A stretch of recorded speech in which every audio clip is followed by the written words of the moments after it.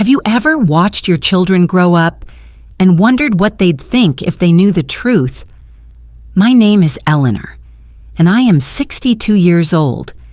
If you had seen me an hour ago, you would have seen a perfectly content woman. You would have seen my kitchen, all warm wood and soft yellow walls, sunlight streaming in the window over the sink. You would have smelled the oatmeal raisin cookies I was baking, my grandchildren's favorite. The thud, thud, thud was just me, kneading dough for the bread we'd have with dinner tonight. This is the life I built. This is the life I've lived for 44 years. My husband, Richard, was in his study, probably balancing the checkbook. He's a man of routines. Our son, Mark, and our daughter, Jessica, are both grown with families of their own. They live just 20 minutes away. They were supposed to be coming for dinner tonight. This is my world. It's quiet. It's safe. It's predictable. And I've spent every single day of the last 44 years terrified it was all going to be taken away. You see, a content life, a good life, I always felt deep down that I didn't deserve it. I always felt like an actress, playing the part of Eleanor Vance, the good wife, the loving mother. I was waiting for the curtain to fall. I was waiting for the day someone would stand up in the audience and point at me and yell, "Fraud." I've held a secret in my chest for so long it doesn't even feel like a secret anymore. It feels like a part of my anatomy, like a second, poisoned heart, beating just out of rhythm with my real one. I was 18 years old. I was not Eleanor Vance. I was Eleanor Croft, a girl who knew nothing about the world, but thought she knew everything about love. His name was Thomas. He had dark, curly hair and played the guitar, and he was going to be a songwriter. We were going to run away to California. We were young and foolish and in love. And then he was gone. A car crash on a rainy night. 2 weeks later, I found out I was pregnant. My parents were strict religious people. The shame was unbearable. And then Richard, a young, steady, respectable man from a good family, who had been quietly trying to date me, he stepped in. He offered a solution. He would marry me. He would save me. But there was a condition. The baby. It could not exist. It would be a closed adoption. He and my parents arranged everything. I was sent away to a home for girls like me. I never saw the baby. I wasn't allowed. They just told me it was a girl and that she was gone, taken care of. I was told to forget. I was told to be grateful. So I buried Thomas. I buried my daughter. And I became Mrs. Richard Vance. I built this life. This perfect, quiet, predictable life. On top of that grave. And today, the grave opened. The kitchen timer hadn't even gone off yet. The cookies were still baking. Ding dong. The doorbell. It was a Tuesday. No one comes by on a Tuesday. I wiped my floured hands on my apron, a little annoyed. Probably a salesman. I opened the door. She wasn't a salesman. She was a woman. Maybe in her early 40s. She had dark, curly hair, pulled back in a ponytail. She was holding a large manila envelope in her hands, holding it so tightly her knuckles were white. But it wasn't the envelope I saw. It was her eyes. They were his eyes. They were Thomas's eyes. "I'm sorry to bother you," she said, and her voice was shaking. I'm looking for an Eleanor Vance, or maybe an Eleanor Croft." My blood turned to ice. My hands, the ones I had just wiped, were suddenly clammy. The thud, thud, thud I heard now was my own heart, hammering against my ribs. "I'm Eleanor Vance," I managed to say. The words felt like sandpaper in my throat. She took a shaky breath. "My name is Sarah," she said. She opened the envelope and pulled out a photograph. It was old, black and white, the edges curled. It was a picture of me at 17 sitting on a picnic blanket, laughing. Thomas had taken that picture. I thought it was long gone. My mother, my adoptive mother. Sarah continued. She passed away 6 weeks ago. She left me this box. It had this picture. And it had your name, and it had a birth certificate from 1979. She looked up, and her eyes, his eyes, were filled with a lifetime of questions. "I think," she whispered, and the whisper tore through my perfect, quiet life like a hurricane. "I think you're my mother." And there, on my doorstep, with the smell of cookies filling the air, my 44-year-old secret was staring me right in the face. My whole world, everything I had, was balanced on the head of a pin, and the central question, the only question that mattered, wasn't just, what does she want? It was, will this destroy everything? The world just stopped. The ticking of the kitchen timer suddenly sounded like a bomb. You should come in," I stammered. It was the only thing I could think to say. I led her into the foyer. My mind was screaming, "Richard! Richard is in the study. What do I do? What do I say?" "In here," I said, guiding her into the formal living room, the one we never use, the one with the plastic covers still on the lampshades from when my mother-in-law gave them to us. It felt appropriate.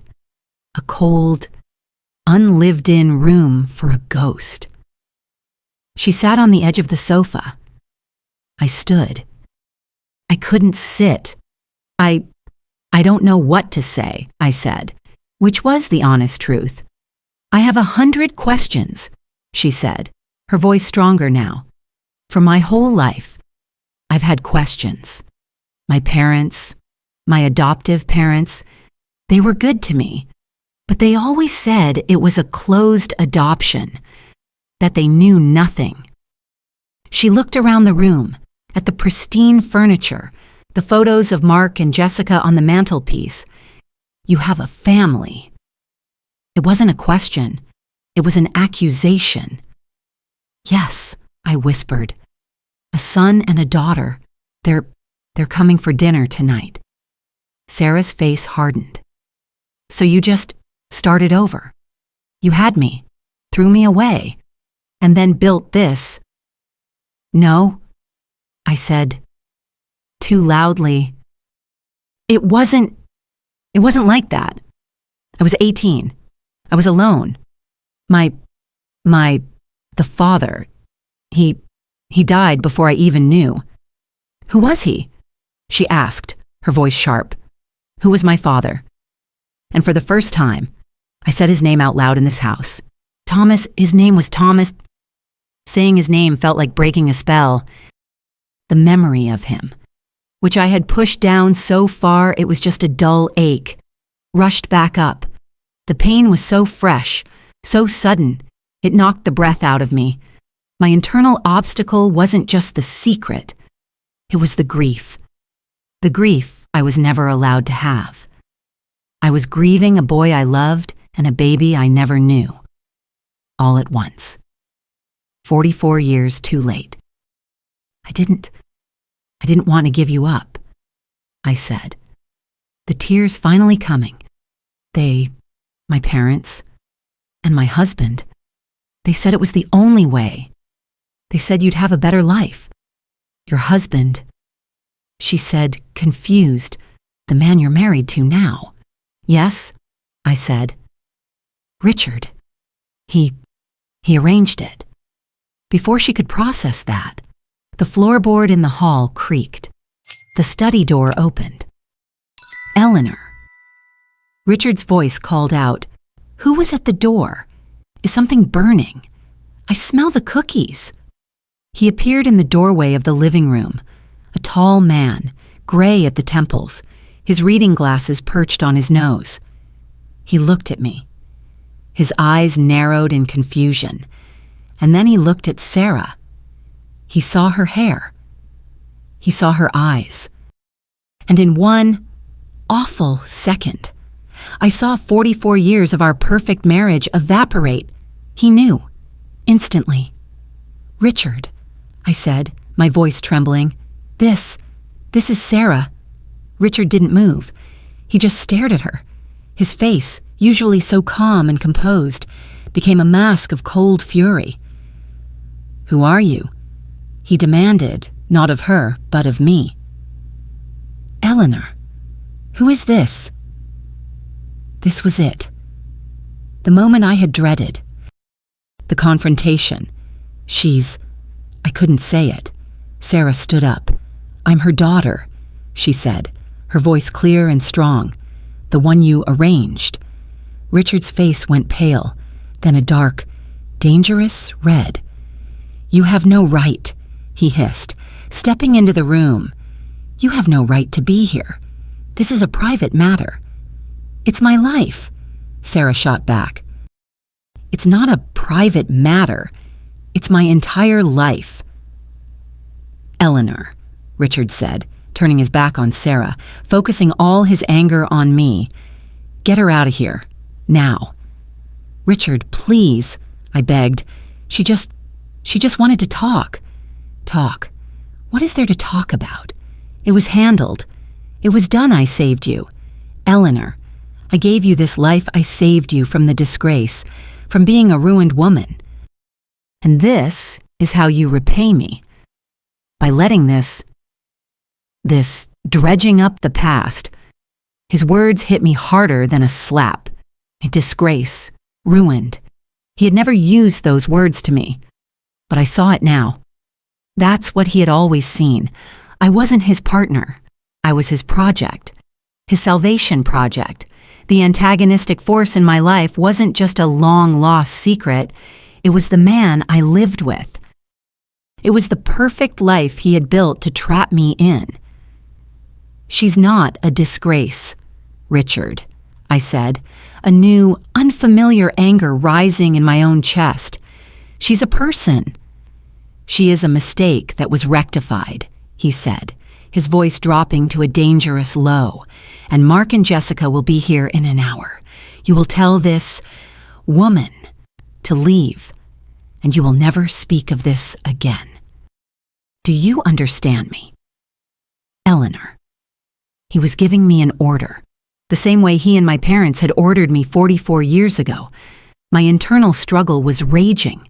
The part of me that was terrified, the good, obedient wife, wanted to nod and apologize and make it all go away. But the part of me that was 18, the part that had loved Thomas, the part that had just looked into her daughter's eyes, that part was done being obedient. Before I could answer, we heard a key in the front door. "Mom, Dad, we're here. We brought salad." It was Jessica's voice.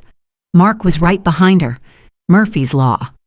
Everything that could go wrong was going wrong all at once. They walked into the foyer, laughing about something, and then stopped dead when they saw us in the living room. The tableau of tension. Me, crying.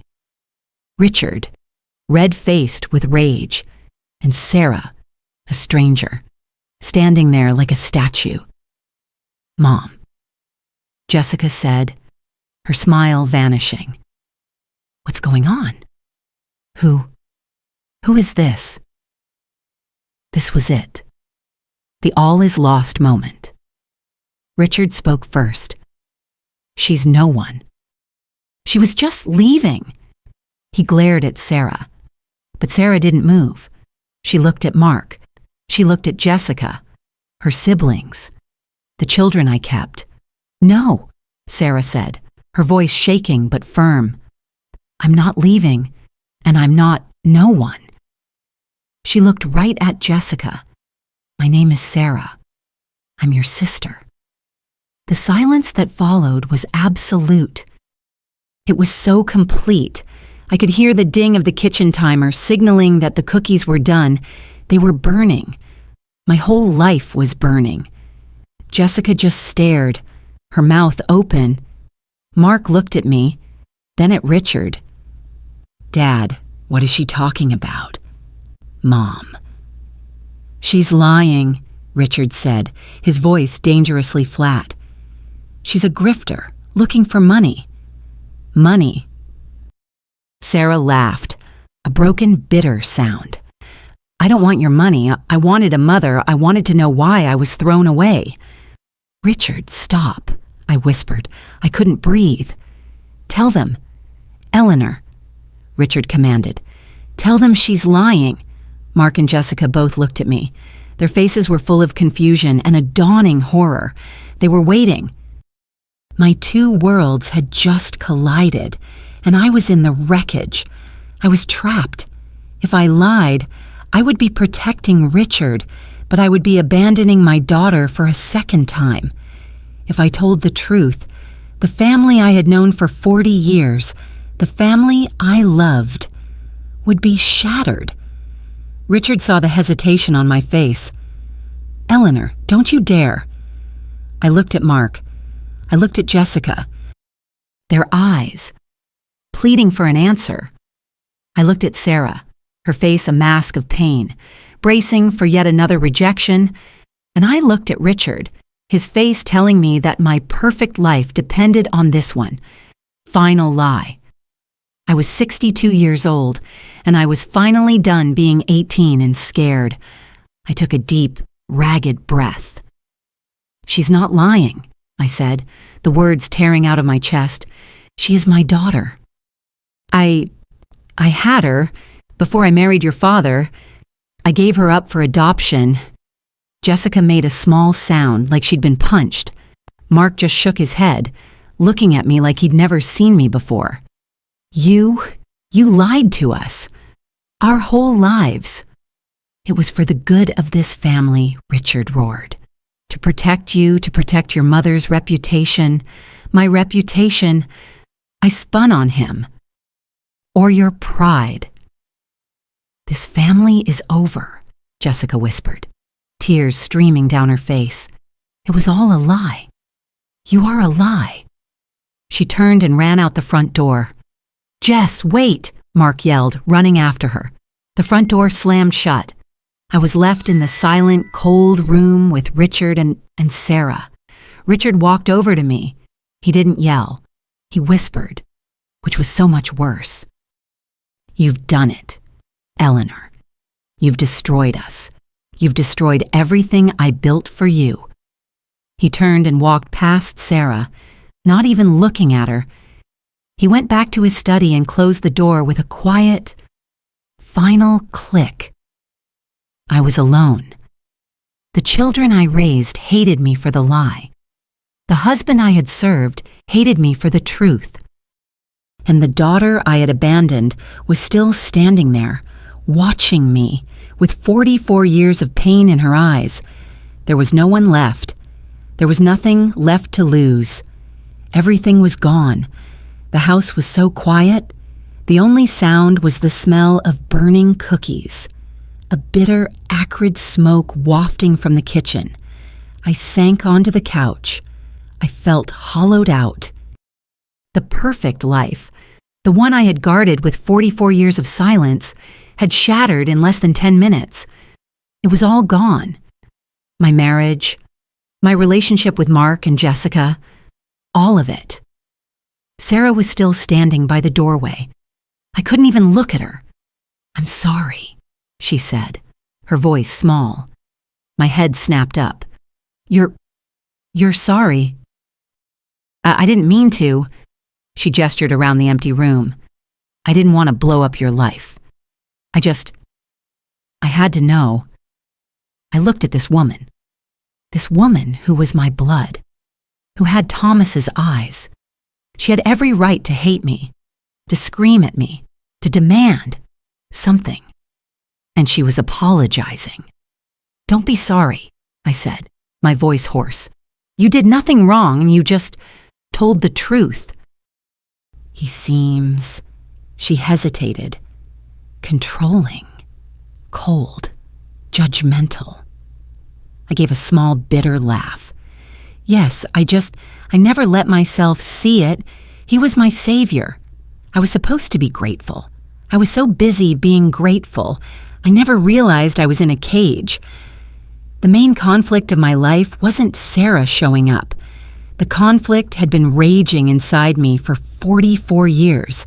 It was the truth versus the lie. It was Eleanor Croft versus Eleanor Vance, and the lie had just lost. The central question, will this destroy everything, had been answered. Yes, it did. It destroyed the facade. It destroyed the house of cards. He's right about one thing, I said, standing up on shaky legs. I did destroy it. It needed to be destroyed. This was my transformation. The woman I was an hour ago, the timid, accommodating, fearful woman kneading dough, was gone. She had burned up with the cookies. The woman left behind was just Eleanor, a 62-year-old woman with a past, with flaws, and with a daughter she didn't know. I can't fix what I did to you. Sarah, I said, finally walking toward her. I can't give you back 44 years. I can't take away the feeling of being abandoned. I was a child and I was a coward. I let them. I gestured toward the study. I let him and my parents make the worst decision of my life, and I was too weak to ever undo it. I stopped, just a foot away from her. I have lived with that regret every single day, every time I baked a birthday cake for Mark or Jessica. I thought about you. I wondered where you were, if you were happy, if you were safe, if you had curly hair. A tear rolled down her cheek. I do, she whispered. It's a nightmare in the humidity. A small, watery laugh escaped me. Your father. He used to say the same thing. The tension didn't all disappear. It wasn't a happy ending. It wasn't a movie. My son and daughter had left, disgusted with me. My marriage was over. The conclusion to my 44-year story wasn't neat. It was raw, and it was painful, and it was heartbreaking. But it was true. The resolution of the conflict was simply this. The lie was dead. And for the first time, I was free. So, I said, wiping my own eyes, what now? Sarah took a deep breath. I'd like to see the kitchen, she said. I smelled cookies when I was on the porch. I laughed, a real laugh this time. I think they're probably charcoal by now, but I have more dough. I walked toward the kitchen, to the source of the smoke. I can make a new batch. Sarah followed me. She stopped in the doorway and looked at the oven, smoke seeping from the edges. I guess we'll have to open some windows, she said. Yes, I said, walking over to the oven and turning it off. I grabbed an oven mitt. We will let all this smoke out. I opened the oven, and a cloud of black smoke billowed out. I pulled out the blackened, ruined tray of cookies and dumped them into the sink. Then I turned to her. My daughter. So, I said, untying the apron from around my waist, tell me about your life. Sarah. Tell me everything. She leaned against the counter, and she did. My name is Eleanor, and for 44 years, I lived a lie. I told myself I was keeping a secret to protect my family, but that wasn't the truth. The truth is, I was protecting myself. I was protecting my comfortable life. I was a coward, hiding behind my husband and my perfect house and my oatmeal raisin cookies. Secrets. I've learned. Don't just hide the past. They poison the present. They build walls between you and the people you love. That secret I held kept me from ever being a true, whole person. It kept me from being honest with my children, and it kept me a prisoner to my husband's generosity. My old life is gone. My marriage is over. My son and daughter, they're still not speaking to me. It may take years to rebuild that bridge. It may never be rebuilt. The price of the truth was devastatingly high. But my new life, it's just beginning. My relationship with Sarah is slow. It's awkward. We're two strangers, bound by blood, trying to figure out what it all means. But every conversation, every question she asks about Thomas, every story I tell her, it's real. It's not a performance.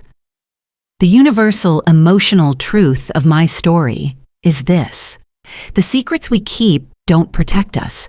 They imprison us. True freedom and true love can only be built on a foundation of truth, no matter how painful that truth is. My purpose in telling you this, my why, is because I know someone listening right now is in a prison just like mine. You're holding on to a secret. You're terrified that if it comes out, your world will end. And I am sitting here in my empty, quiet house to tell you, maybe it will. Your world, the one you know, might shatter, but the life you build after the truth comes out, the one you build on honesty, on forgiveness, on facing the parts of yourself you've hidden away, that's the only life that's real. Don't wait 44 years. Don't let your life become a performance. Thank you so much for listening to Eleanor's story. It takes a lot of courage to face the truth, and we're so glad you were here for it. If these stories resonate with you, please show your support by liking this video and subscribing to our channel. It helps us share more stories just like this one with a community that understands. And if my story made you think of someone, please share it with them. Someone who might be living with a secret of their own and needs to hear that they are not alone. We read every single comment. We'd love to hear your thoughts. What part of this story touched you the most?